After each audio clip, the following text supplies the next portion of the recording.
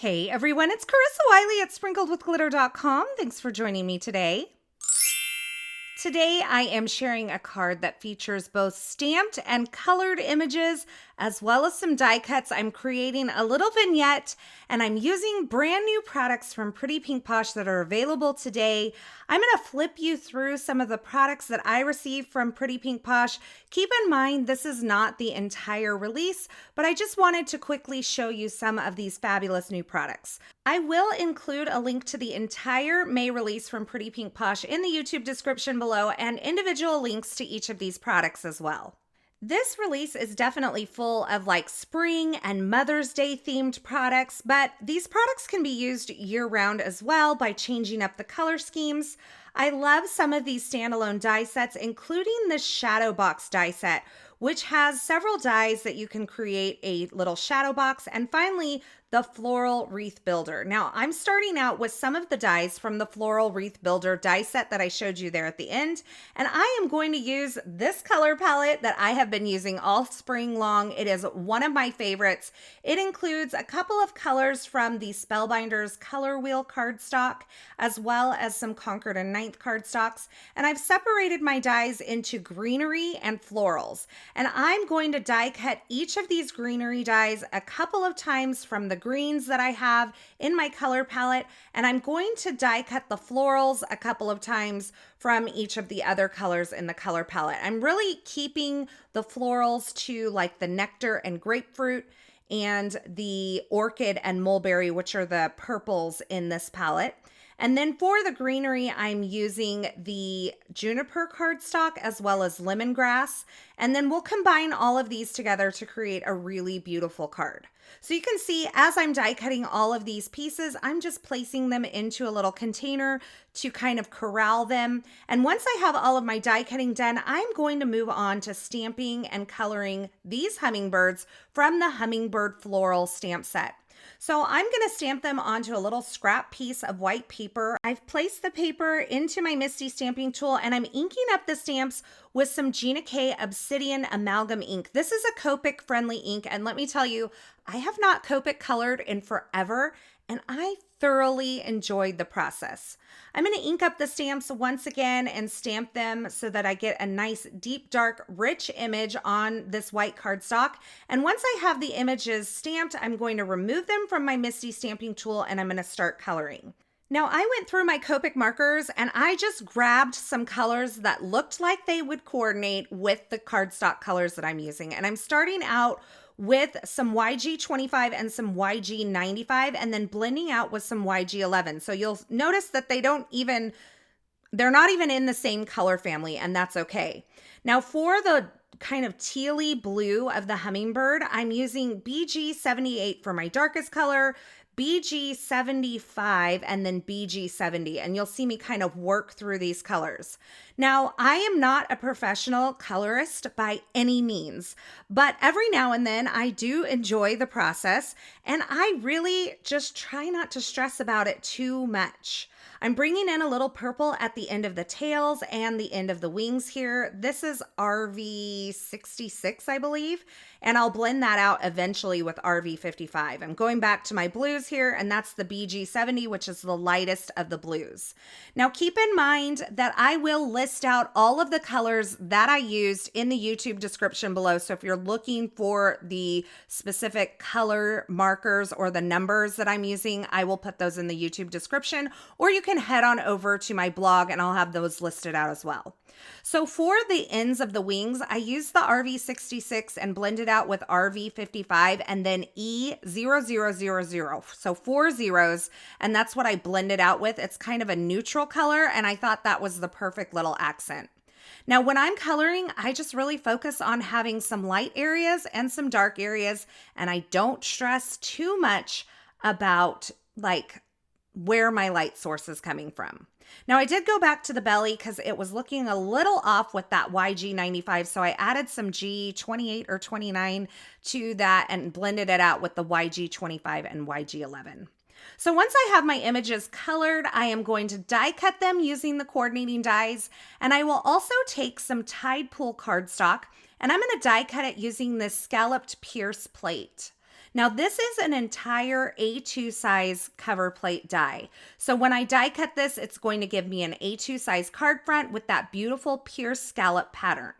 I think these hummingbirds look absolutely beautiful on this background color. And now that I have everything ready to go, I'm going to start arranging. So my goal is to kind of create a grouping of die cuts and stamped and colored images that are going to kind of work their way down that lower right-hand corner. For the florals, I am going to place them onto the card using some foam adhesive. And so I'm just kind of getting a general idea of where I want this to start out and starting to just adhere things down. Now, I think oftentimes when we're using die cut flowers like this, we think that we have to stamp and color the flowers to go with the stamped and colored hummingbirds. But I thought it would be a great idea to combine die cut images from some colored cardstock along with those stamped and colored hummingbirds. There's no rules against doing this. In fact, I really love the way that this little grouping turned out. Now, once I have some of the florals in place, I'm grabbing the floral centers, which die cut with the flowers, and I'm adding those to the centers of the flowers. And then I'm adding some greenery in. And for the greenery, I'm using some liquid glue to just tuck it kind of underneath those flowers that are on foam adhesive. Because I'm using a couple of different shades of green, I'm trying to really balance out the colors that I'm using and making sure that I don't have too much juniper in one area or too much lemongrass. I'm kind of spreading it out. Now for the florals, I really wanted to bring in plenty of this purple, so you'll notice a kind of large purple grouping towards the center with that grapefruit and nectar kind of surrounding it. For the sentiment, I'm grabbing this adorable note word. This is from the Hummingbird Floral or Floral Hummingbird, I can't remember which one, stamps and coordinating dies. And I'm stamping it with some obsidian pigment ink onto some white cardstock. And then I'm die cutting it using the coordinating die. Isn't that just adorable? I love it when it's die cut. Now, I'm also going to die cut a couple additional layers of both the hummingbirds and that note sentiment. I just thought this would kind of sturdy them up a bit and give them a little more presence on the front of the card. And so I die cut an additional 2 layers of each of these dies from plain white cardstock, and I'm adding liquid glue to the front side of those. And then I will add the stamped and colored images on the top. So I'm starting out with the note. I'll grab my little stamped image here. I'll stack that on top, and with each layer, I just kind of use my fingers to kind of make sure the edges are all lined up. Once I have all 3 of those layers, it's ready to go on my card, and I'm going to repeat the process with each of the hummingbirds as well. So again, 2 plain white die cuts with liquid glue on the front side, and I'll take my stamped and colored image, place it on the top, and just make sure everything's lined up as I move from layer to layer. I love these hummingbirds, and I think they could even be stepped up a little bit with a little bit of maybe Stickles glitter glue on the end or a little shimmer pin, but I just left them as they are. Now I did add a few more elements to my grouping to kind of fill in that corner a little bit better, and I allowed a few of those things to kind of hang off the side. I added my note greeting with a little bit of foam adhesive, and I'm also adding my hummingbirds with a bit of foam adhesive as well. I'm tucking this one behind the floral pieces, and this little guy takes center stage, and he'll have his little beak right in the center of that flower there. Once everything was in place, I tried to bring the flowers to life a little bit by curling up some of the petals to give them a little more curve and dimension. And then I stamped the Just Us sentiment onto some orchid cardstock, and I'm trimming that into a little tiny sentiment strip.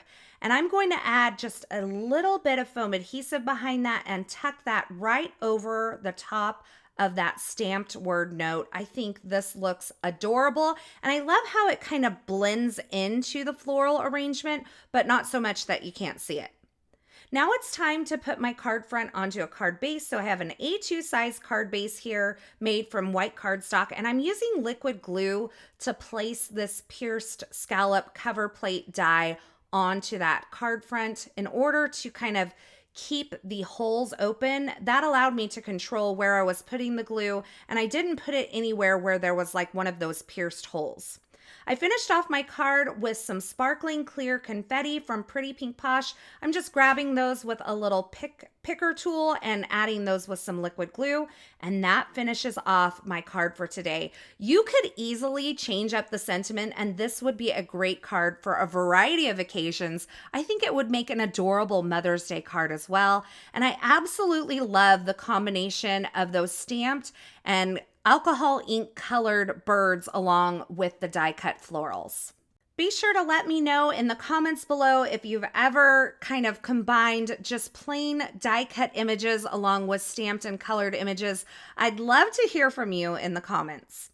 As always, I will have links to the featured products used in this project in the YouTube description below, so if you're looking for something in particular, you can check there, or you can head on over to my blog at sprinkledwithglitter.com. I'll have that linked below as well. Over there, you'll find more still shots, more information, and a complete list of supplies. As always, I want to say thanks so much for stopping by and watching. I hope you enjoyed this project, and I hope you enjoyed this video. If you did, be sure to give this video a thumbs up, and don't forget to subscribe and turn on the notifications here so you don't miss any of my paper crafting, card making, and live stream video tutorials. Thanks again for watching. I'm so glad you're here, and until next time, I hope you have a fabulous day.